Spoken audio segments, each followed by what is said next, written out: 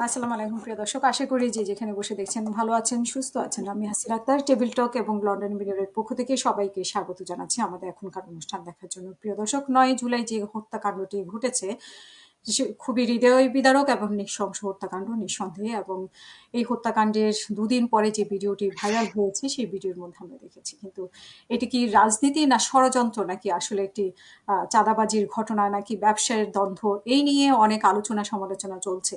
তা আমরা এগুলো নিয়ে কথা বলবো, পাশাপাশি আমাদের রাজনৈতিক পরিস্থিতি নিয়ে আমরা আলোচনা করব। আলোচনার জন্য আমাদের সাথে উপস্থিত আছেন রেজাউল করিম আন্তর্জাতিক এবং রাজনৈতিক বিশ্লেষক।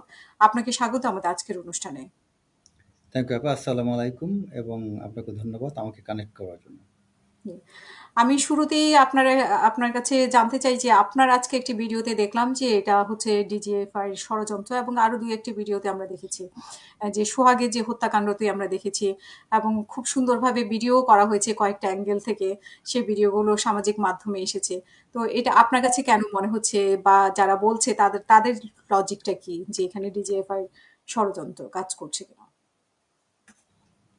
একটু দেখেন এখানে বাংলাদেশে আমরা যে অবস্থাটা দেখতে পাচ্ছি, আমি এই মুহূর্তটায় আমি আওয়ামী লীগের পিরিয়ডের সাথে অনেক সামঞ্জস্য দেখতে পাচ্ছি। বিশেষ করে এই অন্তর্বর্তীকালীন সরকার যে ভূমিকাটা আছে, এটা সামঞ্জস্য কি আওয়ামী লীগ যেভাবে বিরোধীদের বিরুদ্ধে নানান ষড়যন্ত্র এবং পরিকল্পিতভাবে সিস্টেমেটিক্যালি তাদেরকে যেভাবে সে ইরেজ করতে চেয়েছিল, তাদেরকে জাস্ট আউস্ট করে দিতে চাচ্ছিল পলিটিক্যাল সিস্টেম থেকে, ঠিক একই ফর্মুলায় কিন্তু বর্তমান অন্তর্বর্তীকালীন সরকার ওইভাবে আগাচ্ছে। যেমন কি ধরেন যে তারা বারবার সংস্কারের কথা বলছে। বাট সত্যিকার অর্থে দেখেন যে আজ থেকে প্রায় ৯ থেকে ১০ মাস পার হয়ে গেল, কোনো সংস্কার নেই। তারা বলছেন যে ডিসেম্বরের মধ্যে নির্বাচনের প্রস্তুতিমূলক কিছু বিষয়ের কথা তারা আপডেট দিয়েছেন। এখন আপনি বলেন যে ১০ মাসে কোনো সংস্কার হলো না। তাহলে নেক্সট এই কয়দিনে কি সংস্কার হবে? আচ্ছা, তার মানে টোটাল আমার ইলেকশনের আগে যদি আমার সংস্কার না হয়ে থাকে, তাহলে এই যে ১.৫ থেকে ২ টা বছর আমি সময় পার করলাম, এটার বৈধতাটা কি? এই সরকারের সেই বৈধতা কি আছে? একটা ইন্টারিম গভর্নমেন্ট ফর্ম হয় মূলত একটা গণতান্ত্রিক সরকারকে, পলিটিক্যাল গভর্নমেন্টকে ক্ষমতায় আনার জন্য। তো হুম। বাংলাদেশে সেই গণতন্ত্রটা আমরা কিন্তু ফেরত পেলাম না। এখন বরং কি হয়েছে? একটা সংস্কার হয়েছে যে শেখ হাসিনার পিরিয়ডে যেই ধরনের সে সময় গুম হতো, খুন হতো, গুম খুনের মাধ্যমে, মামলা হামলার মাধ্যমে তখন আপনার বিরোধী মতকে আপনার নিষ্পেষিত, চাপে রাখা হতো এবং বিরোধীদেরকে একদম আ নিষ্ক্রিয় করে দেওয়া হতো। এখনকার যে কোনো সংস্কার ভাবে হোক এটা দিয়ে মুখ বন্ধ রাখা হতো তাদের। এখনকার সংস্কারটা হচ্ছে, এখনকার সংস্কার হচ্ছে সেই গুম হয় না, সেই গুম হচ্ছে না। শেখ হাসিনা যে ফর্মুলা করে বিরোধী মতকে চাপ সৃষ্টি করত, ওই চাপ ঠিকই সৃষ্টি হচ্ছে, কিন্তু সংস্কারটা হচ্ছে অন্য ফর্মুলায়, খুব ভদ্রচিতভাবে। যেমন ধরুন আপনি ওই যে এখনকার আপনি দক্ষিণ আ ইম সাউথ ইন্ডিয়ান মুভিতে দেখবেন, একসময় মুভিতে ভিলেনের চেহারা দেখানো হতো, খুব বিকৃত চেহারার মানুষ হইতো। এখনকার সময় দেখবেন ভিলেনের চেহারা নায়কের চেয়ে বেশি সুন্দর হয়। মানে বিষয়টা হচ্ছে এরকম যে আপনি খুব সুন্দর চেহারা দিয়ে এই বাংলাদেশের বর্তমানে পলিটিক্যাল সিস্টেমটাকে ডিস্ট্রয় করা হচ্ছে। এবং এই অন্তর্বর্তীকালীন সরকার দেখেন এমনভাবে সবকিছু পরিচালিত হচ্ছে, খুব দুঃখজনক যে বিএনপি আওয়ামী লীগকে তারা নিষিদ্ধ ঘোষিত করছে। কিন্তু যদি আওয়ামী লীগের অপরাধী নিষিদ্ধ করত, আমি তাকে মানতাম। কিন্তু আওয়ামী লীগকে অপরাধের জন্য নিষিদ্ধ করা হয়। নিষিদ্ধ করা হয়েছে তাদের পলিটিক্যাল ইনটেন্ট অ্যান্ড ইন্টারেস্টের কারণে। এটা তাদের একটা পলিটিক্যাল ইন্টেন্ট ছিল, ইন্টারেস্ট ছিল এখানে। ঠিক একইভাবে আপনি অলরেডি কিন্তু আওয়াজ নিয়েছে যে বিএনপিকেও নিষিদ্ধ করতে হবে। এখন বিএনপিকে নিষিদ্ধ করবে, আওয়ামী লীগকে নিষিদ্ধ করবে, এই বাংলাদেশে তাহলে রাজনীতি করবে কারা? তার মানে এই ক্ষুদ্র দলগুলো, তার মানে আপনি সমীকরণটা সহজে মিলে যাচ্ছে। তার মানে বিষয়টা দাঁড়াচ্ছে এই যে এই ক্ষুদ্র দলগুলো মিলে তারা পরবর্তী সরকার গঠন করবে এবং সেটা করার ক্ষেত্রে তারা কি পটভূমি তৈরি করবে? পটভূমিটা হবে যে ৩০০ আসনের মধ্যে ১৫১টা সিট যে পাবে সেই তো সংখ্যাগরিষ্ঠ, সেই তো সরকার গঠন করার কথা। তো হুম। এই জায়গাটায় বিএনপিকে এমন একটা অবস্থায় নাস্তানাবুদ করে এমন একটা পর্যায়ে নিবে, যেই জায়গায় বিএনপি নেগোশিয়েট করতে বাধ্য হবে, তাদের শর্তগুলো মেনে নিতে বাধ্য হবে এবং সেই শর্ত মেনে নিয়ে যখন বাধ্য হয়ে যখন মেনে নিবে, তখন তারা কোনোভাবেই ১৫০টার উপরে সিট পাবে না। বরং ১৪০টারও কম সিট পেতে পারে। ঠিক ওই মুহূর্তে ক্ষুদ্র দলগুলো মিলে একজোট হয়ে সরকার গঠন করবে। এবং এই পরিস্থিতিতে বিএনপিকে কেন কোন চাপে বিএনপিকে বাধ্য করবে? এই যে দেখেন ইমেজ সংকট একটা আপনার রেপুটেশনাল রিস্কের মধ্যে, থ্রেটের মধ্যে কিন্তু বিএনপি পড়ে গিয়েছে। বিএনপির এই রেপুটেশনটাকে ডিস্ট্রয় করে বিএনপির ইমেজ সংকটে ফেলে বিএনপিকে এমন একটা অবস্থায় নিয়ে যাবে যে বিএনপি একদম এলোমেলো হয়ে যাবে। এবং অলরেডি দেখতে পাচ্ছেন খুব হুম ক্ষুদ্র ক্ষুদ্র বিষয়গুলোতে বিএনপি যেভাবে চাপে পড়ছে, মানে ক্ষুদ্র বিষয় বলতে একটা ব্যক্তিকেন্দ্রিক ঘটনা হিসাবে যে একটা যে আপনার যেই ছেলেটাকে হত্যা করা হলো, এটা তো নির্মমতা সেই আমি বলবো সেই আদিম যুগের মতো হয়ে গিয়েছে। কিন্তু একটা পলিটিক্যাল পার্টির কাছে এটা একটা ব্যক্তি সিঙ্গেল হত্যা, ব্যাপারটা আপনি খেয়াল করবেন মানে এরকম সবচেয়ে হত্যা। এখন সবচেয়ে বড় পার্টির মধ্যে তাদের তো অনেক নেতা একটা কর্মী। পলিটিক্যাল একটা পলিটিক্যাল পলিটিক্সের ক্ষেত্রে আপনি পলিটিক্যাল পার্সপেক্টিভ হুম যদি চিন্তা করেন, একটা দেশে আপনার বিভিন্ন হত্যাকাণ্ড হয় এবং অতীতে হয়েছে। বাট এই জিনিসটা আপনি পলিটিক্যাল ইন্টেন্ট গুলো খেয়াল করবেন যে হত্যাকাণ্ডটা হলো, এটা কিন্তু ইনস্ট্যান্টলি কোনো মিডিয়া কেউ দেখলো না, কেউ নিয়ে আসলো না। এবং যে ক্যামেরাম্যান আপনি বলেন এই ভিডিওটা আমি দেখতে পারিনি, পুরো ভিডিওটা দেখার মতো আমার সত্যি সাহস হয়নি। তাহলে যিনি ক্যামেরাম্যান, যিনি ভিডিওটা ধারণ করলেন, সে কত বড় একটা অমানুষ হতে পারে হুম আপনি কল্পনা করতে পারেন। আপনার যদি এতই ভীতি থাকে বাধা দেওয়ার মতো না, তাহলে তো আপনার ওই স্থানেই থাকার কথা না। হুম যদি আপনার অন্তরে এত ভয় থাকে যে আপনি এটাকে প্রোটেস্ট করতে পারলেন না, এটাকে ঠেকাতে পারলেন না, তো ঠেকাতে যদি নাই পারেন তাহলে আপনি ভয় পালিয়ে চলে যাওয়ার কথা। কারণ তারা অনেক হিংস্র জানোয়ার। হুম তো আর আপনি যদি দাঁড়িয়েছিলেন তার মানে এতটা হিংস্র তারা আপনার সাথে দেখায়নি, ওই হুম যাকে হত্যা করেছে তার সাথে দেখাইছে। সো তাদের কাছে কোনো আপনার আগ্নেয়াস্ত্র ছিল না। তাদের কাছে হয়তো একজনের কাছে খুব সম্ভবত একটা ধারালো অস্ত্র মনে হয় মেবি ছিল, I am not sure. But hmm তাদের কাছে যা ছিল তাতে ওখানে যেই কজন ব্যক্তি যিনি ভিডিও ধারণ করছিলেন এবং ব্যাকগ্রাউন্ড যে সাউন্ড আসছিল তাতে বোঝা যাচ্ছিল ওখানে 4-5টা মানুষ আছে। এই হুম মানুষগুলো যদি একটু ঝাঁপিয়ে পড়তো, হুম বিশ্বাস করুন এটা কোনো ব্যাপার ছিল না। আমি বিভিন্ন সেক্টরে কাজ করার সুবাদে আমি আমার পার্সোনাল এক্সপেরিয়েন্স থেকে বলি। খিলক্ষেতে একটা ঘটনা ঘটেছিল, আমার সাথে আমার গানম্যান ছিল এবং ড্রাইভার ছিল। 2012 সালের একটা ঘটনা। তখন হুম আমি ওই স্পটে আমি যখন এইটাকে যখন আমি আমার মনে আছে যে গাড়ি থেকে একটা রড বের করে আমার গানম্যানকে বললাম যে আরে নাম তো। তখন আমি জাস্ট ওই ওই জায়গায় যখন আমার ইউনিফর্মে ছিল, এটা একটা প্লাস পয়েন্ট ছিল, আমাদের ইউনিফর্ম ছিল সাথে এবং হুম গাড়িটা অফিসিয়াল গাড়ি ছিল। তো সবাই দৌড় দিল, পেছন দিক তাকিয়ে দেখে নাই যে আমরা ৩ জন না ২ জন। তো অনেক হুম ক্ষেত্রে আছে যে আপনার সৎসাহস রাইচাসনেস অফ দ্য কজ যখন কাজ করবে, তখন কিন্তু অপরাধীরা দেখবেন এমনিই পালাবে, সেটা হুম কেউ করলো না। অথচ এই বিষয়টা ভিডিওটা ও এক্সপোজ হইল ২ দিন পরে। তার মানে ঘটনাটা জঘন্য এবং এদের বিচার হওয়া উচিত দৃষ্টান্তমূলক, সব মানছি আমি। কিন্তু এটাকে যে ম্যাটেরিয়ালাইজ করা হচ্ছে, এই ম্যাটেরিয়ালাইজেশনটা হচ্ছে আমাদের জন্য সবচেয়ে ক্ষতিকর, যেটা পলিটিক্যাল গেইন করার জন্য আপনার এই ছোট ছোট দলগুলা যারা বিএনপির প্রতিটা চাপিয়ে দিচ্ছে। হুম বিএনপি কি বিএনপির মতো এত বড় একটা বৃহত্তর দল, আপনি কি মনে করেন একটা দল কখনো নিজের পায়ে নিজে কুড়াল মারবে এরকম ঘটনা ঘটা? তার হুম মানে এই ঘটনার সাথে কোনোভাবেই পলিটিক্যালি একটা বিএনপির মতো একটা ছোট দলের ষড়যন্ত্র থাকতে পারে, রয়ের এখানে সম্পৃক্ততা থাকতে পারে, ভারতের বিদেশি গোয়েন্দা সংস্থার সম্পৃক্ততা থাকতে পারে, বা বা এখানে যে কোনো গোয়েন্দা সংস্থার এখানে আমি সম্পৃক্ততা সন্দেহ করতে থাকতে পারি, পারে। হুম সন্দেহ করতে পারি। কিন্তু যেটা এই যেটা আমি জায়গাতে ভিডিওগুলোতে দেখছি মানে একটা অ্যাঙ্গেল থেকে না আর এমন না যে দূরে থেকে ছাদে থেকে নিয়েছে বা এক্সাক্টলি অনেক দূরে এই থেকে তা জায়গাটা পলিটিক্যাল পার্টি বিএনপির মতো একটা পার্টিকে কোনোভাবে এখানে জড়ানো আহাম্মকি ছাড়া কিছু না। তার মানে হুম আপনি একটা অপরাধীকে এই বিএনপির নাম দিয়ে পার করে দিচ্ছেন। এত বড় একটা নৃশংস হত্যাকাণ্ড হলো যেটা আপনার আমি বলবো সেই প্রস্তর যুগের, পাথর যুগের মতো সেই সেই যুগের মতো একটা অপরাধ হলো, সেটাকে আপনি পার করে দিচ্ছেন বিএনপির কাঁধের উপর আপনি চাপিয়ে দিয়ে। এবং এই জায়গায় বিএনপি একটা ইম্যাচিউরড এবং আমি বলবো যে পলিটিক্যালি তারা অনেক বেশি অপরিপক্কতা, তাদের মধ্যে সৎ সাহসের ঘাটতি। তারা হয়তো কিছু কর্মীরা ভুল ত্রুটি অপরাধের কারণে হোক যে কোনো কারণে হোক তাদের সৎ সাহসের ঘাটতির কারণে এই বিষয়টাকে ফেস করতে পারছে না তারা। এবং বিএনপির উত্তরগুলো আমার কাছে মনে হচ্ছে না যে তারা খুব সুন্দরভাবে মানে কি বলা যায় যে গঠনমূলক কোনো কথা তারা বলতে পারছে, বরং বিএনপি কমপ্লিটলি ব্যর্থ।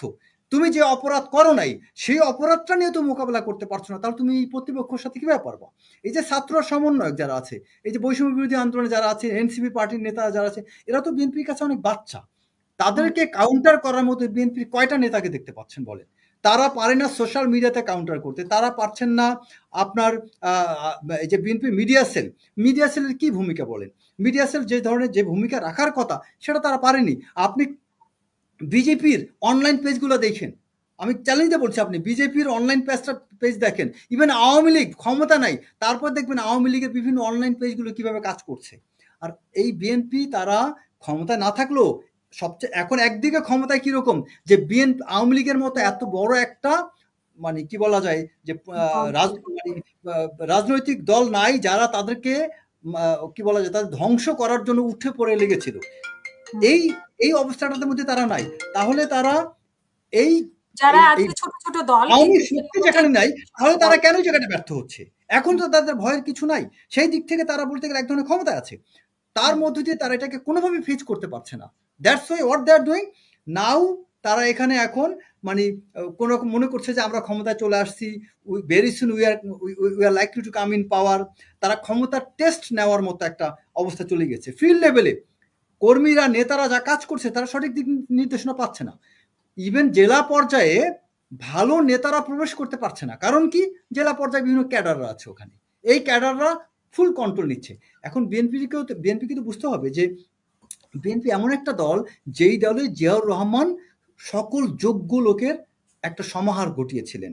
সেখানে ডাক্তার ছিল, ইঞ্জিনিয়ার ছিল, মিলিটারি অফিসার ছিল, সেখানে ব্যারিস্টার ছিল, বিভিন্ন আইনজীবী, সেখানে ব্যবসায়ী ছিল, সকল সমাজের সব গুরুত্বপূর্ণ পেশার সব ধরনের রিপ্রেজেন্টেটিভ জিয়াউর রহমান এখানে রেখেছিলেন। সেই দলটাকে আজকে ঠিক মতো যদি আমরা পরিচালনা করতে না পারি, সেই দলটা আজকে ব্যর্থ হচ্ছে কোথায়, যে কিছু অপদার্থ ক্যাডারের কারণে। এবং এই ক্যাডারগুলা এই দলটাকে তাদের মতো করে তারা চালাচ্ছে। এবং বিএনপি কেন চাঁদাবাজির তকমাটা পাবে? এখন বিএনপি কি এখন ক্ষমতায় আসে নাই, তার চাঁদাবাজ শব্দটা যাবে হলো যে বিএনপি ক্ষমতায়। তো বলেছে যে তার ব্যবস্থা নিতে, তো সরকার কেন ব্যর্থ হচ্ছে ব্যবস্থা নিতে? আমি ওই পয়েন্টে আসছি, এইটাই তো কথা, এই পয়েন্টও বিএনপি কথা বলতে পারছে না। গুড পয়েন্ট, যে সরকার ব্যবস্থা নিচ্ছে না, বিএনপি এটা নিয়ে তো বিএনপির উল্টা আন্দোলন করার কথা। আপনি আমার পয়েন্টটা খেয়াল করবেন হাসিনা আপা, যে বিএনপি তো they should go for movement, go for protest. They are not going for any protest. What they are doing, rather তারা চুপ করে ওই ছোট বাচ্চা কাচ্চার মতো ঝগড়া করতেছে, যেগুলোর কোনো বেজ নাই। তারা কোনো লজিক্যালি এটাকে উইথ গুড রেশনালে তারা এটাকে কিন্তু কাউন্টার করছে না। তাদের আন্দোলনে নামা উচিত ছিল যে সরকারের কেন প্রকৃত আসামিকে অপরাধীকে আসামি করা হলো না, কেন এই ঘটনা 3 দিন পরে বের হইলো, কেন এই ঘটনা সংঘটিত হলো, সেখানে আনসার ক্যাম্প কি করেছে, সেখানে পুলিশ কি করেছে, সরকারের প্রশাসন ব্যবস্থা দৃশ্যমান ভিজিবল না থাকার কারণে এই অপরাধটা ঘটতে পেরেছে। এই কথাগুলো বিএনপি বলে কেন তার আন্দোলনে নামে নাই?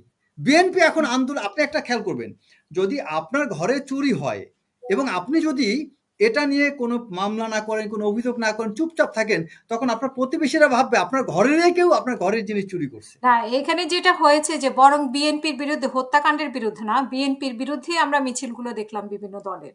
হ্যাঁ, তো সেটাই কি অথচ বিএনপি মেনে নিল কেন যে কেন বিএনপির বিরুদ্ধে কেন মিছিল দেখবে না? কারণ বিএনপি তো এখানে কোনো মিছিল করছে না। বিএনপি তো নিজেরাই মেনে নিচ্ছে তারা অপরাধ করছে। তাদের বক্তব্য তো বোঝা যাচ্ছে অনেকে। কিছু আহাম্মক নেতা অলরেডি তো বলেই তারা যে বক্তব্য দিচ্ছে তাতে তো মনে হচ্ছে তারা আসলে অপরাধী। এখন বিষয়টা তো যারা অ্যাকচুয়ালি অপরাধ বিজ্ঞান নিয়ে যারা কাজ করেন, অপরাধ বিজ্ঞান বিশেষজ্ঞ যারা, আপনি ঢাকা বিশ্ববিদ্যালয়ের 4-5 জন প্রফেসর বা আপনার জাহাঙ্গীরনগর ইউনিভার্সিটির প্রফেসর অপরাধ বিজ্ঞান বিশেষজ্ঞ, তাদেরকে জিজ্ঞেস করেন যে ক্রাইমের প্যাটার্ন। আমিও অপরাধ বিজ্ঞানের ছাত্র, আমিও সেই হিসাবে আমার অভিজ্ঞতার আলোকে বলছি যে ক্রাইমের প্যাটার্ন, এটাকে পলিটিক্যাল ক্রাইম বলা যাবে না। পলিটিক্যাল ক্রাইমের যতগুলো কন্ডিশন শর্ত থাকে, সেই শর্তগুলোর একটাও এটার সাথে মিলবে না।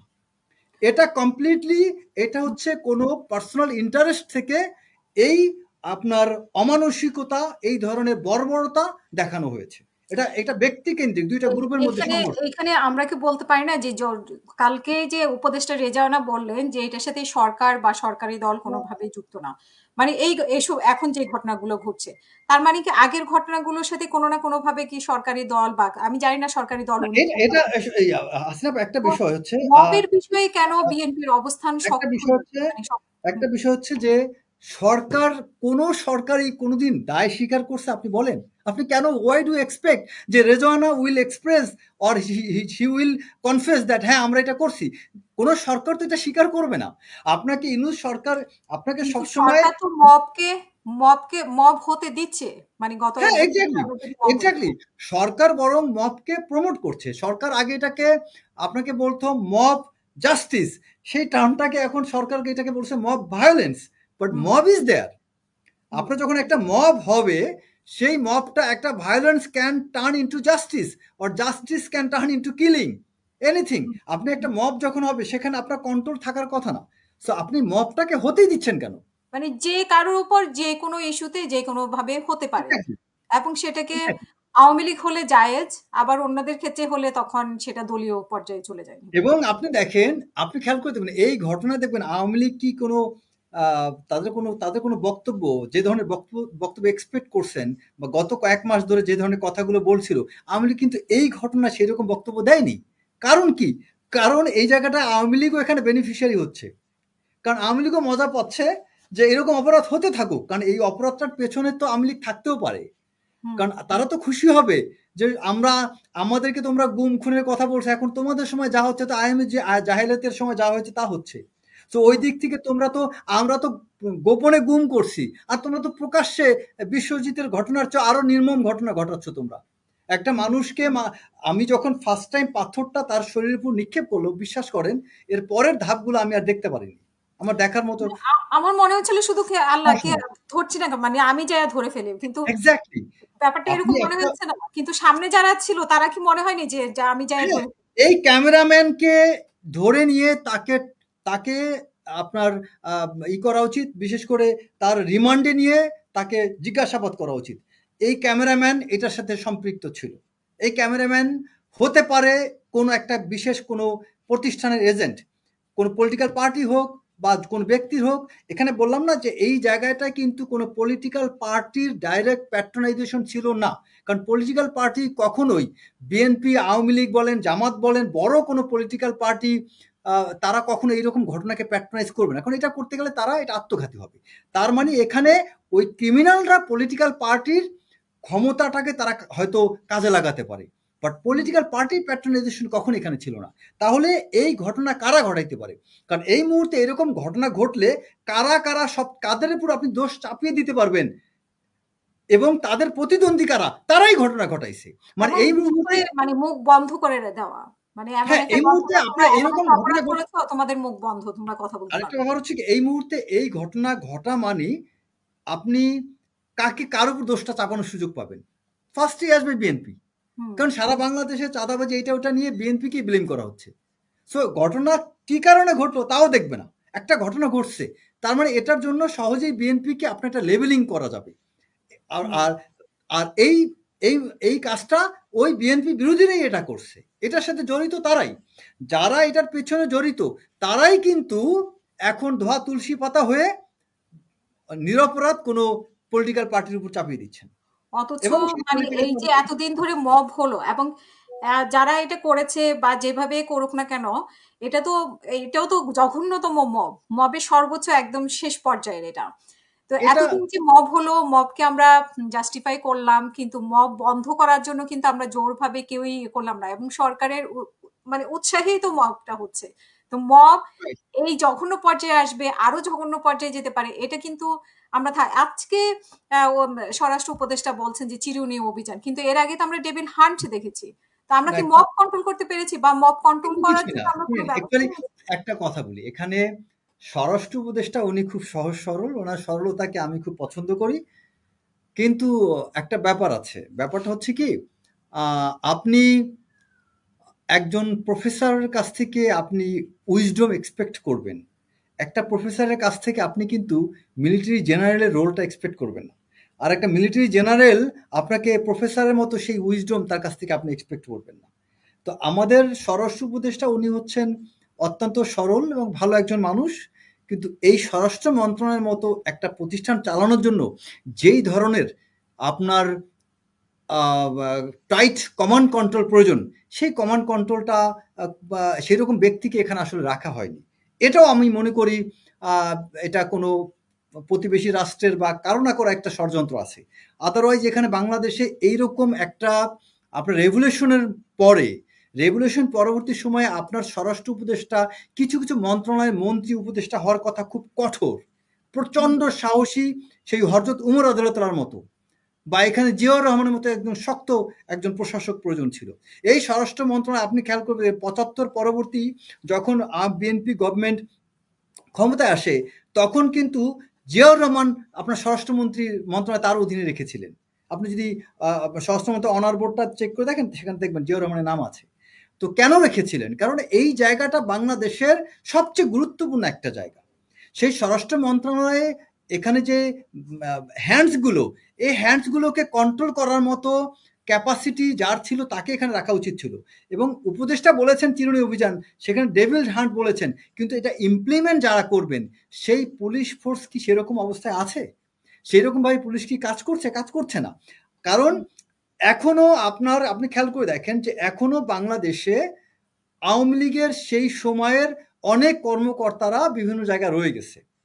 রেভলিউশন পরবর্তী সময়ে বিরাট একটা চেঞ্জ হওয়ার কথা ছিল। আপনি দরকার হয় বিপ্লব মানে কি? বিপ্লব মানে আপনি এখানে বিপ্লবটা তো আপনার স্বাভাবিক কোনো প্রক্রিয়া না। এটা তো কোনো অ্যাকসেপ্টেড নর্মস না। এটাকে আমরা বলি বিপ্লবটা হচ্ছে এটা পলিটিক্যাল টার্মের এটার এটাকে এক্সাক্ট নাম হচ্ছে এই যে এটাকে বলা হয় ইলেজিটিমেট অ্যাকসেপ্টেন্স। মানে জিনিসটা ইলেজিটিমেট, বাট আপনি এটাকে অ্যাকসেপ্ট করে নিচ্ছেন। সোশ্যালি এটা অ্যাকসেপ্টেড। রেগুলেশনটা মানে এটা কখনোই কাম্য না। কন্ট্রোলের একটা ঘাটতি। রাইট, এটা এটা কাম্য ঠিক না। করার জন্য, রিকভার করার জন্য যে ধরনের প্রশাসন বা যে ধরনের গভর্নমেন্ট হওয়া উচিত ছিল, কিন্তু আমরা কি সেই জায়গাটা থেকে পাচ্ছি কিনা সেটাই হচ্ছে না, এখন। সেটা মোটেও বিশেষ করে পাচ্ছি না। এবং স্বরাষ্ট্র মন্ত্রণালয়ের মতো গুরুত্বপূর্ণ জায়গায় উনি শিশু সুলভ আচরণ করতে পারেন, উনি খুব সহজ সরল হতে পারেন, কিন্তু আমাদের দেশের জন্য তো এই সরলতা তো হবে না যেটা আপনি বলছেন। না, না, সেটা এখন টাইট অ্যাডমিনিস্ট্রেশন প্রয়োজন। এবং এই মুহূর্তে যদি এই চিরুনি অভিযান আপনি কাদেরকে দিয়ে চালাবেন? এসপি, ডিসি, ওসি এদেরকে দিয়েই তো। কিন্তু হুম। আপনার এসপিরা কি ওসিরা কি কাজ করতে সাহস পাচ্ছে এখন? তারা কাজ করে? কে চিরুনি অভিযান করবে? স্বরাষ্ট্র উপদেষ্টা কি নিজে যাবেন? তিনি যাবেন না। যাবে হয়তো তার বিভিন্ন জায়গায় ফিল্ড লেভেলের কর্মকর্তারা। ফিল্ড লেভেল কর্মকর্তা কারা? Circle officer. ফিল্ড লেভেলের সর্বোচ্চ সিনিয়র হচ্ছে একজন এসপি বা তার সার্কেল অফিসার। এসপির উপর তো এসপির উপরে যারা আছে এরা তো ফিল্ড কর্মকর্তা না। তো এখন বিভিন্ন জেলার এসপিরা, ওসিরা, সার্কেল অফিসার এরা কি কাজ করছে সেভাবে? আচ্ছা, তারপরে আর্মির যে ম্যাজিস্ট্রেসি পাওয়ার, এটা তো একটা আমি মনে করি একটা কাইন্ড অফ ড্রামা টাইপ জিনিস। আর্মির ম্যাজিস্ট্রেসি পাওয়ার তো সেই ক্লিন হেড অপারেশনের সময় ছিল। আপনি মনে করে দেখেন ২০০০ সেই আর এক আজকে দুই কি দেখলাম যে হয়েছে? আরো ২ মাস বাড়ানো হয়েছে। হ্যাঁ, বাড়ায় লাভ কি? এটা তামাশা ছাড়া কিছু না। কি বাড়ায় কি লাভ? এই ম্যাজিস্ট্রেসি পাওয়ার আপনি যা দিচ্ছেন, এই ম্যাজিস্ট্রেসি পাওয়ারের মধ্যে একটা শুভঙ্করের ফাঁকি আছে। আর্মিকে যে ম্যাজিস্ট্রেসি পাওয়ার দেওয়া হয়েছে, এটাকে শুধু আর্মিকে ব্লেম করলেও হবে না। এই ম্যাজিস্ট্রেসি পাওয়ারের মধ্যে কিছু একটা ফাঁক আছে, যেটা আমি আসলে আলাপ করতে গেলে সময় নষ্ট হবে। তো এটা অনেকে অলরেডি আলোচনা অনেকেই করছে ইতিপূর্বে। মানে সো এখানে একটা শুভঙ্করের ফাঁকি আছে। হ্যাঁ, কারণ আপনি এখানে কিছু কিছু জিনিসগুলো আপনি করতে পারবেন না। মানে আপনাকে ম্যাজিস্ট্রেসি পাওয়ার দিচ্ছে, কিন্তু ম্যাজিস্ট্রেসি পাওয়ারের মধ্যে ধরেন যে জিনিসগুলো দরকার, ওই জিনিসগুলো ৫টার মধ্যে আপনাকে ৩টা কন্ডিশন দিয়েছে বা একটা দিয়েছে অথরিটি। কিন্তু আপনি বলতে পারছেন ম্যাজিস্ট্রেসি পাওয়ার আছে। এখন ম্যাজিস্ট্রেসি পাওয়ার আছে মানে কি? আপনি কি করতে পারবেন? হুম। সবকিছু তো করতে পারবেন না। তো এই বিষয়গুলো হচ্ছে কি এখানে অনেক বড় একটা গ্যাপ আছে যেটা আর্মি যে কারণে করতে পারছে না। আর যতটুকু আবার অথরিটি আছে সেটাকেও তারা প্রপারলি কাজে লাগাচ্ছে না। কারণ কাজে লাগাবে কিভাবে? বিভিন্ন ডিভিশনে যারা আছে, যেমন ধরেন এই যে আ বা বা আ বিশেষ করে সেদিন একজনের আমি নামটাই বলি, ইলিয়াস হোসেনের কাছে শুনতেছিলাম যে আমাদের ওই যে আ বরিশাল ডিভিশন, 7 ডিভিশন। সেখানে 7 ডিভিশনে নাকি সেনাবাহিনী কোনো কাজই করছে না। তো হুম। এই যে একটা কথা আসছে, তার মানে কি এখানে বিভিন্ন জায়গাগুলোতে আপনি অ্যারেস্ট না করেন, একটা ডেটারেন্স ক্রিয়েট তো করতে পারেন। আর্মি তো মুভমেন্ট করতে পারে, আর্মি তো তাদের ভিজিবিলিটি বাড়াইতে পারে, সেটাও হচ্ছে না। বিভিন্ন জায়গাগুলোতে পুলিশ যখন কাজ করতে সাহস পাচ্ছে না, আর্মিকে বারবার ডাকাডাকির পরে হয়তোবা যাচ্ছে। এরকম হুম। হলে হবে না তো। আপনার এখানে যদি আর্মি সেই ক্লিন হার্ট স্টাইলে বা সেই তত্ত্বাবধায়ক গভর্নমেন্ট পিরিয়ডে আমার মনে আছে আমরা যখন ৬-৭ সালে মাঠে নামি, তখন আমার এখনো মনে আছে সেই আ আর্মি পিকআপ নিয়ে যখন রাস্তা দিয়ে যেতাম, মানুষ রাস্তা ফাঁকা হয়ে যেত। এখন আর্মি পিকআপ কি জ্যাম ঠেলে যেতে হয়। বলতে হয়, "ভাই আপনার রাস্তা ফাঁক করে দেন।" আর আমরা যখন গিয়েছি আমার মনে আছে, তখন এইটা বলতে হয় রাস্তা এমনিই ফাঁকা হয়ে যেত। আপনার কি মনে হয় মানে সরকারের দুর্বলতার কারণেই আইন শৃঙ্খলার এই পরিস্থিতি, মানে অবশ্যই। আর নাকি এ এটা এটা সরকার নাকি দুর্বলতার গভর্নমেন্ট কারণ। চেঞ্জের সাথে সাথে গভর্নমেন্ট চেঞ্জ না, হলে এই এখানে পরিস্থিতি এখানে এমন আপা থাকবে না? দুর্বলতা টার্মটা বলা ভুল হবে। এটা সরকারের দুর্বলতা না। এটা হচ্ছে আপনার একটা মানুষ যখন জেগে, জেগে ঘুমায় তার ঘুম কখনো ভাঙা যায় না। এটা হচ্ছে সরকার চলছে তার পরিকল্পনা অনুযায়ী। সরকারের পরিকল্পনা হচ্ছে এভাবে আমি যদি চলতে থাকি বিএনপির মতো দলগুলো অপরাধ করতে থাকবে এবং তারা পরবর্তীতে ভিলেন হবে। কারণ আপনি খেয়াল করবেন, আপনি একটু ডিপ অ্যানালাইসিস যদি করেন, বিএনপির এই লক্ষ, লক্ষ নেতাকর্মীরা কি দীর্ঘদিন ধরে অভুক্ত? বেকারত্ব, সংসার চালাইতে পারেনি, ৫০ লাখের অধিক লোক জেলখানায় ছিল। এই জেলখানায় এই ৫০ লক্ষ মানুষ নেতাকর্মী জেলখানায় মানি আপনি ধরে নেন এদের পরিবারের আরো আপনার ২.৫ লক্ষ ৫ জন করে যদি ধরেন তাহলে আপনার আবার যারা বাইরেও ছিল যে মামলা রাইট চালাতে, তার চালাতে মানে তাদের এমন অবস্থা। এক্সাক্টলি তার মানে ৩ থেকে ৩.৫ কোটি মানুষ ডাইরেক্টলি এফেক্টেড ছিল। হুম। ৩ থেকে ৩.৫ কোটি মানুষ ডাইরেক্টলি এফেক্টেড ছিল গত ১৫-১৬টা বছর। তারা বেকারত্ব এবং তারা মারাত্মক রকম অভাব অনটনে দিন কাটাইছে। অনেক ঘটনা আছে, আমি পার্সোনালি চিনি, অনেক নেতা আছে তার বউ বাচ্চা রেখে চলে গেছে আরেকজনের সাথে অভাব অনটন সহ্য করতে না পেরে। আছে এরকম অনেক ঘটনা। হুম। সো সেই রকম অবস্থা দিয়ে যেখানে একটা দল এই পর্যায়ে আসছে, আপনাকে একটা কথা আছে, আল্লাহ নবী পর্যন্ত এটা বলছেন, হযরত মুহাম্মদ সাল্লাল্লাহু আলাইহি ওয়াসাল্লাম বলছেন তার উম্মতদের জন্য যে তোমরা আল্লাহর কাছে সবসময় একটা বিষয়ে পানা চাইবা, যে আল্লাহ যেন কখনো তোমাকে অভাবে না ফেলে। কারণ কি অভাবের স্বভাব নষ্ট হয়। এজন্য সবসময় আল্লাহর কাছে রিজিক বেশি, বেশি করে রিজিকের পানা চাইতে হয় যে আল্লাহ তুমি আমার রিজিক বৃদ্ধি করে দাও। এটার কারণ হচ্ছে যে অভাবে পড়লে তখন সে খারাপ হতে পারে। এজন্য প্রত্যেকটা উম্মতকে আল্লাহ রাসূল গুরুত্ব দিয়েছেন তোমরা কাজ করো। তোমরা বেকার বসে থেকো না। একজন ভিক্ষুককেও কাজ করতে বলছেন। সো এই যে মানুষগুলো এরা এখন মারাত্মক অভাবে, তারা কাজ পায়নি। শেখ হাসিনা কাজ করতে দেয়নি। সো এই মানুষগুলোকে এখন আপনি এমন একটা অবস্থায় যদি ছেড়ে দেন, তারা অপরাধ করবে এটা স্বাভাবিক।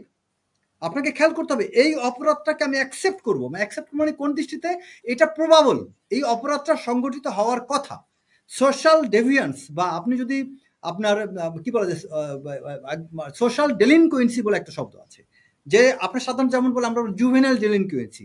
ইয়ং পোলাপান, তরুণ পোলাপানরা অপরাধ করবে, অপরাধে জড়াবে। এটা যেমন সম্ভাবনা, ঠিক তেমনি যে বেকারত্ব এইরকম অভাব অনটন এটা থেকে দারিদ্রতা থেকে মানুষ কিন্তু ডেলিনকুয়েন্ট হইতে পারে। তারা কিন্তু এটা থেকে বিপথে যেতে পারে এবং সেটাই এখন হচ্ছে। এখন আর বিএনপি যেহেতু সুযোগ আসলে আছে, আপনি দেখেন যে এই যে আওয়ামী লীগ যেখানে, যেখানে চাঁদা নিত সেই জায়গাগুলো তো খালি হচ্ছে। হুম? তো সেই আপা এখানে জায়গাগুলো চাঁদাটাকে আমি লিগালাইজ করছি না। আমি বলছি যে একটা দল যখন ক্ষমতায় আসতো, ক্ষমতা আসলে কি হতো? এই নেতাকর্মীরা তারা তাদের হয়তো যাদের ব্যবসা ছিল, তাদের ব্যবসা প্রতিষ্ঠান চলতো। যেমন ধরেন কথা এক বিএনপি নেতার অনেক বড় একটা শিল্প কারখানা আছে। ওই শিল্প কারখানায় তিনি সার্ভাইভ করতেন। সেখানে ৫,০০০ লোক বিএনপিরই হয়তো সমমনা কিছু লোক চাকরি পেত। বিএনপির একজন ব্যবসায়ী নেতা কি করেন? ওই বিএনপির বিভিন্ন লোকজনের রেফারেন্সে কিছু লোককে জব দেন। আওয়ামী লীগের সময় বিএনপি পন্থী লোকজন যারা বিএনপির মনোভাব বা বিএনপি আত্মীয়স্বজন তারাও জবে থাকলে তাদেরকে জব থেকে বের করে দিয়েছে। বিএনপি পন্থী কোনো ব্যবসায়ী থাকলে সে ব্যবসা বন্ধ করে দিয়েছে। সো এখন যদি বিএনপি ক্ষমতায় আসতো তাহলে ওই মানুষগুলো বিভিন্ন জায়গায় আপনি বসাইতে পারতেন। চাঁদাবাজিটাকে আমি কখনোই সমর্থন করি না। বাট এখন বিএনপি কি পারছে তার কোনো নেতা কর্মীকে কোনো একটা কাজ ধরা দিতে, কোনো ব্যবসা ধরা দিতে পারছে না। তো এখন পারছে না বিধায় বাধ্য হয়ে ওই নেতাকর্মীরা নিজেরাই ব্যবসা ছিনিয়ে নেওয়ার চেষ্টা করছে। যেই ছিনিয়ে নেওয়াটা আপনার নৈতিকভাবে রাইট না এবং এভাবেই অপরাধে জড়ায় যাচ্ছে এবং একজনকে দেখে অমুক নেতা যেমন ধরেন কলিমুদ্দি তিনি এক জায়গা থেকে একটা টেন্ডার জোর করে নিয়ে নিয়েছেন, তাকে দেখে আরো ১০ জন এনকারেজ হচ্ছে। অমুক ব্যক্তি অমুক শিল্পপতিকে বললেন যে আপনি আমার এলাকায় এখন কাজ করব, আমাকে ১ কোটি টাকা দিবেন। এইটা শুনে আরেকজন নেতা তিনি উৎসাহিত হচ্ছে। দ্যাটস হাউ এই অপরাধটা ছড়াচ্ছে। আর এটা সরকার সুযোগ দিচ্ছে। মানে সরকার এক্স্যাক্টলি। থেকে সরকার সরকার জানে এরা ক্ষুধার্ত। এরা ভিকটিম অপরাধ করবে। বানাচ্ছে। হ্যাঁ, সরকার জানে যে এরা ক্ষুধার্ত, এরা এখন অভাবে আছে। সো আমরা যতদিন তাদেরকে এরকম বেকার রাখবো, ক্ষমতায় যতদিন আসতে না দিব, ততদিন মধ্যে এরা অপরাধ করতেই থাকবে। আর এরা তো এখন মনে করেন তাদেরও একটা ভুল হচ্ছে। তারা মনে করছে আমরা ক্ষমতায় চলে আসছি। সো আমরা এখন এই অপরাধগুলো করতে থাকি। সো এটাও বিএনপির ভুল হচ্ছে। তো বিএনপির এখন আন্দোলন ছাড়া নির্বাচনে এই সরকারকে বাধ্য করা ছাড়া বিএনপির আর কোনো অপশন নেই। কারণ যত দেরি হবে, যত প্রোক্রাস্টিনেশন হবে, কালক্ষেপণ যত বেশি হবে, বিএনপি তত বেশি এই ট্র্যাপে পড়বে এবং বিএনপির এমন একটা ষড়যন্ত্রের মধ্যে বিএনপির পাশে এখন ছোট কোনো দল নেই। কারণ এই যে পিআর সিস্টেম ভোটের কথা বলা হয়েছে, এই পিআর সিস্টেমটা চালু মানেই আওয়ামী লীগ বিএনপির সাথে কোনোদিন ক্ষুদ্র দল মন থেকে থাকবে না। কারণ এই পিয়ার সিস্টেমের বেনিফিশিয়ারি হচ্ছে এই ক্ষুদ্র দলগুলো। দলগুলো। পিয়ার সিস্টেমটা মানে কি, যারা দর্শক তাদের উদ্দেশ্যে বলি। পিয়ার সিস্টেম মানে হচ্ছে যে আপনি যখন একটা ইলেকশন হলো, ইলেকশনে আপনার যেমন ক্ষুদ্র দলগুলো আপনার ৩০০টা আসনে তারা দাঁড়াইলো, ৩০০টা আসনে দেখা যাচ্ছে কোনো একটা আসনে তার এমপি হওয়ার মতো যোগ্যতা নাই তার দল থেকে, কিন্তু হুম। প্রত্যেকটা আসনে অল্প অল্প কিছু ভোট আছে। এই ভোটগুলোকে আপনার মানে একটা এটাকে একসাথে অ্যাড করে একটা ফিগারে দাঁড় করিয়ে ওই ভোটের অনুপাতে তাকে হয়তো ২টা ৩টা সিট দিয়ে দিবে। এটা তো হইল না। হ্যাঁ। এখন এখন ব্যাপার হচ্ছে কি যে বিএনপির প্রত্যেকটা নেতা বিভিন্ন জায়গায় জায়গায় হয়তো বা একটুর জন্য এমপি হইতে পারেননি। এখন এই যে একটুর জন্য এমপি হতে পারেননি, হয়তো এখানে ৩ লক্ষ ভোট ছিল, ৩ লক্ষ ভোটের মধ্যে প্রতিদ্বন্দ্বী পেয়েছে হয়তো ১.৫ লক্ষ, বিএনপির নেতা পেয়েছে ১ লক্ষ। এই ১ লক্ষ ভোটারে কি হবে বলেন? আপনি তার সাথে তো আপনি প্রতারণা করলেন। তার মানে আপনি গণতন্ত্র এস্টাবলিশ করছেন না।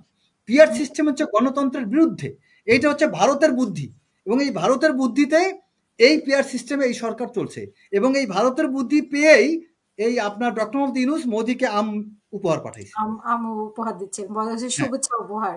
কিন্তু হ্যাঁ, মোদির যে এত সাথে কি সুন্দর একটা ডক্টর বুদ্ধি ইউনূসের দিছে। এমন কোন সম্পর্ক? আমরা তো জানি যে দা কুমড়া সম্পর্ক, ডক্টর ইউনূস হুম, চোখ রাঙানি দিচ্ছে বা এই সরকার ইয়ে শোনেন, বিরোধী। ডক্টর আসলে মোহাম্মদ ডক্টর মোহাম্মদ ইউনূস কিন্তু একজন দেশপ্রেমিক। কিন্তু কোন দেশপ্রেমিক বলতে পারবেন? ডক্টর মোহাম্মদ দেশপ্রেমিক, কিন্তু উনি বাংলাদেশ প্রেমিক না।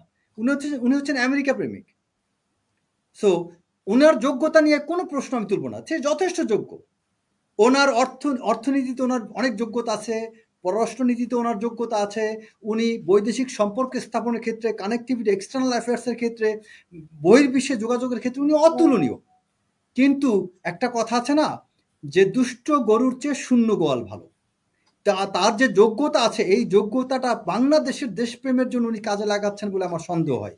বরং উনি আমেরিকার স্বার্থটা সবার আগে দেখবেন। ভারতের স্বার্থ উনি দেখলেও বাংলাদেশের স্বার্থ দেখবেন না। এবং আপনি খেয়াল করে দেখেন, বাংলাদেশে যা যা হয়ে আসছে অ্যাকচুয়ালি দেশপ্রেমের রিফ্লেকশন। আপনি কম্পেয়ার করেন এই ডক্টর মোহাম্মদ ইউনূস ক্ষমতায় যতদিন ধরে আছেন, এই সময়কাল পর্যন্ত যখন জিয়াউর রহমান ক্ষমতায় ছিলেন, তখন বাংলাদেশে কি হয়েছিল ১০ মাসে, আর ডক্টর মোহাম্মদ ইউনূস ১০ মাসে কি করেছেন।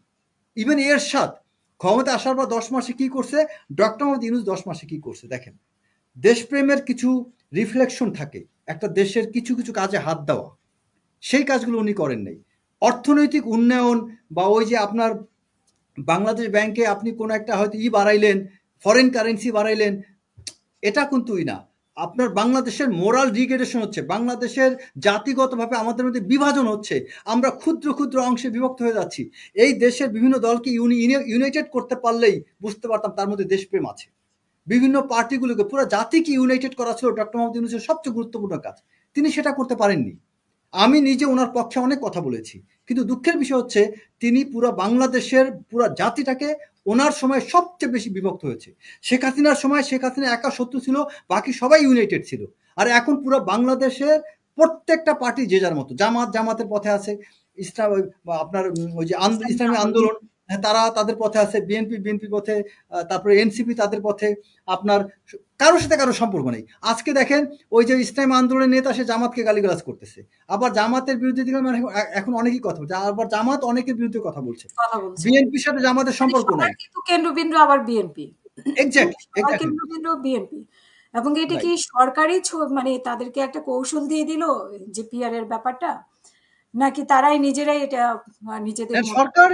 সরকার তো এই পিআর বিষয়টাকে সরকারই প্রমোট করছে। মানে ব্যাপারটা হচ্ছে কি, মার্কেটিং এর ভাষায় একটা শব্দ আছে, থার্ড পার্টি এন্ডোর্সমেন্ট। মানে আপনি আপনার নিজের প্রশংসা করলেন না, আপনি আরেকজনকে দিয়ে করাইলেন। এখানে ডক্টর মোহাম্মদ ইউনূসের সরকার এই কথাগুলো তিনি অন্য মানুষকে দিয়ে বলাচ্ছেন। কাজটা কিন্তু ওনার। এই যে এখন বর্তমানে বাংলাদেশে কিছু ঘটনা ঘটছে, এগুলো কিন্তু রেজওয়ানা, আসিফ নজরুল, ওনরা কিন্তু নিজেরা বলছেন না, বাট তারা কিন্তু পেছনে আছেন, কলকাঠি তারা নাড়ছেন। ওই বিভিন্ন ক্ষুদ্র ক্ষুদ্র দলগুলো যে এই কথাগুলো বলে, এই ক্ষুদ্র দলগুলো তো বুদ্ধি পাচ্ছেন ওনাদের কাছ থেকে। ক্ষুদ্র এমন কিছু দল আছে যাদের মাথায় এই বুদ্ধি নাই, তারা হুম। এতটা যোগ্য না, কিন্তু তাদের মাথায় কথা কোথা থেকে আসে? এই কথাগুলো ওনরাই দিচ্ছেন, ওনাদের তাহলে মাথা কি থেকে। এগুলোর উদ্দেশ্য একটাই, যে নির্বাচন পেছানো। যেমন হ্যাঁ, এর আগেও তো জামাতের। নির্বাচন হবে না। আল্টিমেটলি নির্বাচন হবে না আল্টিমেটলি এরকম করে। বিএনপিকে বরং তারা বিএনপি মনে করছে যে তারা সরকারকে বাধ্য করে কিছু একটা করবে। কিন্তু না, সরকার তথা এনসিপি অনন্য বিরোধী যারা আছে বিএনপি বিরোধী, তারা বরং বিএনপিকে এমন একটা জায়গায় নিয়ে ঠেকাবে, বিএনপি বাধ্য হয়ে তাদের সব শর্ত মেনে নিবে। ব্যাপারটা কিন্তু উল্টা। আর হুম, বিএনপি বোকার মতো মনে মনে আশা করতেছে যে আমি বিএনপি আস্তে বাধ্য আস্তে করবে। করে সরকারকে বাধ্য করে আমি আমার মতের দিকে আমি টেনে আনবো এবং নির্বাচন করব, আমি ক্ষমতায় আসবো। আরে বোকা, তোমার জন্য সেই সুযোগ নাই। বরং তোমাকে এমন অবস্থায় চাপাইতে চাপাইতে চাপাইতে এমন একটা জায়গা নিবে, যখন তুমি বলো আচ্ছা ঠিক আছে আপনারা যা বলেন তাই।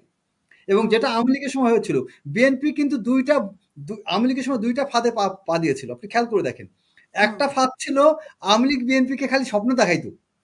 আওয়ামী লীগেরই গোয়েন্দার লোক এসে তাদেরকে বলতো, আপনি নির্বাচনে যায়েন না, নির্বাচন কিন্তু গ্রহণযোগ্য হবে না, বা আপনি নির্বাচনে গেলেই কিন্তু জিতবেন। এবং ওই গোয়েন্দার ওই যে কাউন্টার কাউন্টার প্রোপাগান্ডায় বিএনপিটা ওই ফাঁদে কিন্তু অনেকবার পা দিয়েছিল। যেমন 14 ইলেকশনে যায়নি, কিন্তু আওয়ামী লীগের সময় ডিজিএফের কিছু কুপ্রচারণা এবং ডিজিএফআই কিন্তু পরিকল্পিতভাবে তখন গুজব ছড়াইছিল যে বিএনপি নির্বাচনে না গেলে এই নির্বাচনের গ্রহণযোগ্যতা পাবে না। অথচ হুম, 14 ইলেকশনে গেলে কিন্তু বিএনপি লাভ হইতো। সো হুম, এইরকম ফাঁদে আওয়ামী লীগের সময় পা দিয়েছিল। আরেকটা কি ফাঁদ, বিএনপি মনে করে যে এই কয়েকদিন পরে আমরা এটা করব, এই ঈদের পরে আন্দোলন করব, এবং এমন একটা সিচুয়েশন আওয়ামী লীগ ক্রিয়েট করতো যাতে বিএনপি মনে করে এখন না, আর কয়েকদিন পরে। সেম ঘটনা এখন ঘটতেছে। এখনো এই ডক্টর মোহাম্মদ ইউনূসের সময় বিএনপি মনে করতেছে এখন না, আর কয়েকদিন পরে, এখন না, আর কয়েকদিন পরে। এই আর কয়েকদিন পরে করতে মানে করতে সুযোগ দিয়ে দেখি, সুযোগ দিয়ে হ্যাঁ, দেখি। সুযোগ দিয়ে দেখি। সে হুম, বুঝতেছে না যে বিএনপির সাথে কি ষড়যন্ত্র চলছে। হুম, আরো বিষয় হচ্ছে যে সবচেয়ে দুঃখজনক, বিএনপির উপদেষ্টা যারা আছেন, এরা আসলেই কি উপদেষ্টা হিসেবে যে কাজটা করার কথা তা করছেন? তারা তো উপদেশ দিচ্ছে না। তারা তো উল্টা আরো বিএনপিকে চাটুকারিতা করছেন। উপদেষ্টাদের বক্তব্য শুনলে মনে হয় তারা উপদেষ্টা না, তারা হচ্ছেন তোষামোদকারী। তো উপদেষ্টা হবে, সমালোচনা করবে, বিএনপির বিরুদ্ধে কথা বলবে। বিরুদ্ধে মানে গঠনমূলক সমালোচনা করবে, কনস্ট্রাকটিভ ক্রিটিসিজম করবে। তারা বলবে বিএনপি তোমরা এই ভুল করো না, তারেক সাহেব আপনি এই ভুল করেন না। তারা উল্টা আরো প্রশংসা করে। আর তাদের সেই মোসাহেব কবিতার মতো, সাহেব কহেন আজ বৃষ্টি ছিল অল্প, মোসাহেব কহেন আহা শুনেছি অপরূপ গল্প। তো তারেক রহমান যাই বলে ওটাই তার কাছে গল্প হয়ে যায়, গ্রহণযোগ্য হয়ে যায়। কিন্তু তাদের তো বোঝা উচিত, লন্ডনে বসে এই ভদ্রলোক যত মেধাবী হোক, যত যোগ্য হোক, তার তো আসলে সাপোর্ট দরকার। উনি একা কি করতে পারবেন? হুম, ওনার কাছে তো কিছু লোকের সত্য কথা বলা উচিত। সারাক্ষণ যদি এই লোকগুলো তার সাথে হ্যাঁ, তার হ্যাঁ এর সাথে হ্যাঁ, তার না এর সাথে না মিলিয়ে যায়, এই লোকটা তো আসলে অসহায় হয়ে যাবে। জিয়াউর রহমান, খালেদা জিয়া আশেপাশে অনেক যোগ্য লোক পেয়েছিলেন। খালেদা জিয়ার পাশে আপনি খেয়াল করেন সেই ব্যারিস্টার আব্দুল সালাম তালুকদারের মতো মানুষ ছিলেন। খালেদা জিয়ার পাশে আপনার তরিকুল ইসলামের মতো লোক ছিলেন। খালেদা জিয়ার পাশে আপনার সেই এম কে আনোয়ারের মতো লোক ছিলেন। আপনার মান্নান ভিয়ার মতো মানুষ ছিলেন। তো আজকে কারা আছে? মওদুদ আহমেদের মতো মানুষ ছিলেন। আজকে কারা আছে বলেন? আপনি এই যে যতগুলো নাম নিলাম, মওদুদ আহমেদ, ব্যারিস্টার আব্দুল সালাম তালুকদার, তরিকুল ইসলাম, ওবায়দুর রহমান, আপনার এই যে তারপরে এম কে আনোয়ার, তারপরে ব্রিগেডিয়ার হান্নান শাহ, এদের ধারের কাছে একটা মানুষ কি এখন বিএনপিতে আছে? তাহলে আমরা তারেক রহমানকে দোষ দিয়ে লাভ কি? এটা তো তারেক রহমানের দুর্ভাগ্য যে তিনি সেই ম্যাচিউরড মানুষগুলোকে, সিজন পলিটিশিয়ানদেরকে পাচ্ছেন না।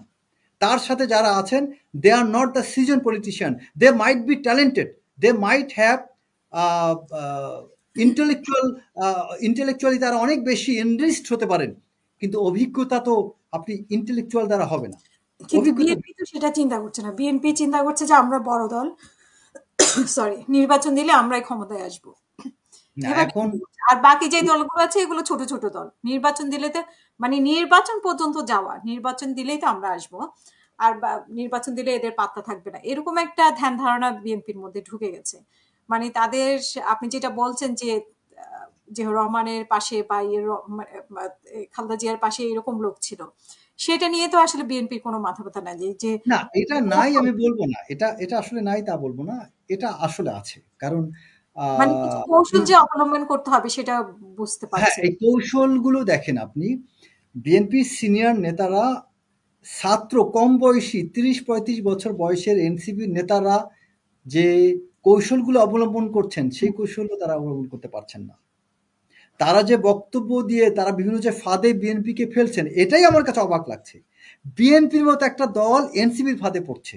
বিএনপির মতো একটি দল আপনার এই জামাত ইসলামের ফাঁদে পড়ছে। জামাত ইসলাম অন্য দলের ফাঁদে পড়ছে। আপনি হুম, খেয়াল করে দেখেন, যে আমি সেদিন একটা দেখলাম শিবির একটা মিছিল করছে। খুব সুন্দরভাবে আপনার মানে খুব কি বলে যে খুব ওয়েল ডিসিপ্লিন একটা মিছিল যাচ্ছিল। আর বিএনপি নেতারা মিছিল গেলে কি করে জানেন? ধাক্কা দিয়ে আপনাকে পিছনে ফেলে দিবে।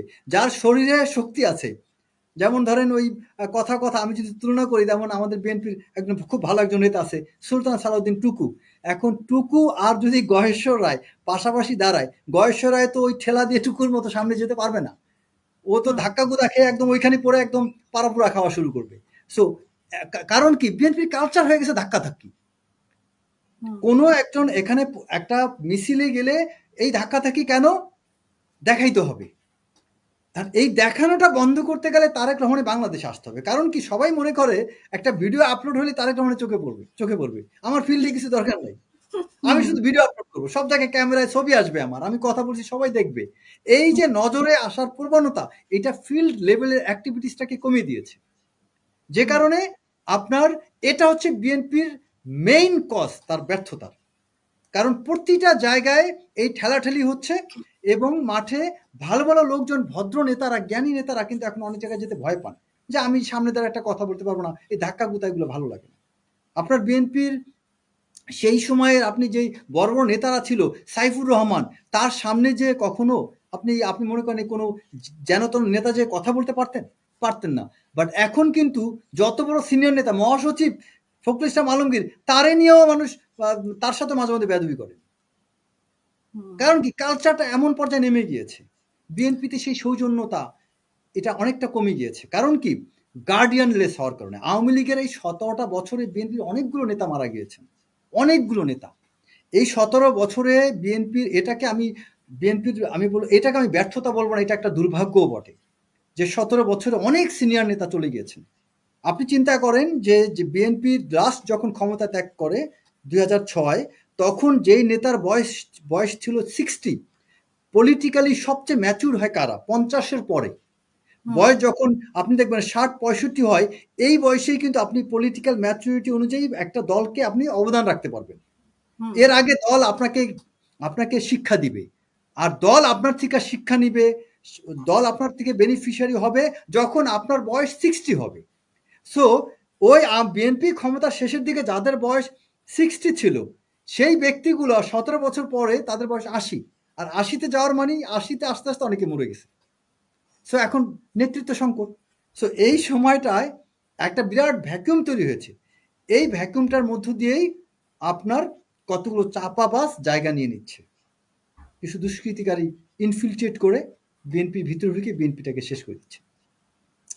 জি, আপনার কাছে শেষ প্রশ্ন, আমরা শেষের দিকে। নির্বাচন কমিশনার বলছে যে পরিস্থিতি যেরকমই হোক নির্বাচনের পরিবেশ আছে, মানে আইন শৃঙ্খলা বাহিনী বা আইন শৃঙ্খলা পরিস্থিতি যেমনই হোক নির্বাচনে একটা পরিবেশ আছে। কিন্তু জামাত এটা কেন দেখছে না, বা অন্যরা কেন বিচার এবং তারা সংস্কারের দেখবে না দিকে তো। তারা পিছাতে দেখবে চাচ্ছে? না। কারণ হুম, তাদের স্বার্থ তো রক্ষা হবে না। তারা কেন দেখবে এটা? সিম্পল কথা। এখানে কেন জামাত দেখবে? জামাত তো বরং নির্বাচন কমিশনার যেটা বলছেন এটা তো তাদের শিখানো বুলি। তারা হুম, যা শিখিয়ে দিয়েছেন সেই শেখানো বুলি উনি আওড়াচ্ছেন। এটাই স্বাভাবিক। কারণ এই নির্বাচন কমিশন আর আওয়ামী লীগের সময় নির্বাচন কমিশনের মধ্যে আমি কোনো পার্থক্য দেখি না। ওই সময় নির্বাচন কমিশন ওই আওয়ামী লীগের কথায় চলছে, এখনকার সময় নির্বাচন কমিশন এই অন্তর্বর্তীকালীন সরকারের কথা চলবেন। নির্বাচন কমিশন যেভাবে স্বাধীনভাবে কাজ করার কথা, আপনি অনেস্টলি বলেন, তার কোনো রিফ্লেকশন দেখতে পাচ্ছেন? না, আমি দেখতে পাচ্ছি না। নির্বাচন দেখতে কমিশন পাচ্ছি কি না। করছে? হুম, কোনো কিছু দেখা যাচ্ছে না। না, তারপরে যে একটা তাহলে যে আইন শৃঙ্খলা বাহিনী প্রস্তুত থাকতে বলেছে ডিসেম্বরের মধ্যে, এটাও কি একটা আশা এই যে দেওয়া? ওই যে ওই ওই যে ওই যে একটা কথা বললাম, বিএনপি স্বপ্ন ভালোবাসে। কোন স্বপ্ন? অবাস্তব স্বপ্ন। যেটা আওয়ামী লীগ দেখাইতো। আওয়ামী লীগ এমন একটা জেস্চার, পোস্চার, এমন একটা এনভায়রনমেন্ট সিচুয়েশন, গোয়েন্দা দিয়ে এমন একটা সিচুয়েশন তৈরি করতো, যেই সিচুয়েশনে গোয়েন্দাদের মাধ্যমেই বিএনপিকে ওই বার্তাটা পাঠাইতো, যেই বার্তাটা তারা শুনতে চাইতো। এবং ওই ফাঁদে বারবার বিএনপি পা দিয়ে চুপ থাকতো। যে এখন আন্দোলন করো না। যেমন এই যে ২৮শে অক্টোবর, তখন যদি বিএনপিকে একটা জুজুর ভয় দেখানো হয়েছিল যে খবরদার বেশি অ্যাগ্রেসিভ নামো না, নামলে কিন্তু গুলি-টুলি হইতে পারে, হেন হইতে পারে, তেন হইতে পারে। এবং ২৮শে অক্টোবর যদি বিএনপি শক্তভাবে অ্যাগ্রেসিভলি নামতো, আওয়ামী লীগের পতন সেদিনই হতো। আজকে বিএনপির বীরের বেশে আজকে বাংলাদেশে আজকে ক্ষমতায় আসতো। আজকে এই এই আপনার আন্দোলন আজকে ছাত্ররা যে ক্রেডিট নিচ্ছে, এই ক্রেডিট নিতে পারতো না। বিএনপি তো নিজেরা সুযোগ পেয়ে সুযোগ হারাইছে। কারণ কি তারা তাদেরকে যে যা বলে তাই শুনে। এই যে জুজুর ভয়, তারপর এই যে স্বপ্ন, এই ২ টা থেকে তো বিএনপি বের হইতে পারছে না। আপনার এখন তাদেরকে এই যে একটা দেখানো হচ্ছে যে মানে স্বপ্ন দেখানো হচ্ছে যে ইলেকশনের প্রস্তুতি চলছে। এই কথাটা না বললে তো বিএনপি থামবে না। কিন্তু হুম। বিএনপি তো বুঝতে হবে, তুমি আমাকে স্বপ্ন দেখানো বন্ধ করো, কাজে কর্মে দেখাও। তুমি ডে এখন প্রস্তুতি নাও। তফসিল ঘোষণার পূর্বে কি কাজ করতে তা করো। তোমার বিভিন্ন আসনের বিভিন্ন যে কনস্টিটিউশন গুলো আছে, সেই জায়গায় যে কাজগুলো করার কথা তা করো। এখানে এখন পর্যন্ত নির্বাচন কমিশনার, চিফ ইলেকশন কমিশনার, তিনি কি আপনার প্রত্যেকটা রিটার্নিং অফিসার, মানে ডিসি তো রিটার্নিং অফিসার হয়ে থাকে, তাদের সাথে কোনো মিটিং করছেন জেলা প্রশাসকদের নিয়ে? নির্বাচনী কিরকম পরিবেশ, তাদের মতামত কি কিছু নিয়েছেন? কোনো একটা কিছু আপনি একটার পর একটা ধাপে ধাপে কাজ হওয়ার কথা, তা কি হচ্ছে? হয় নাই।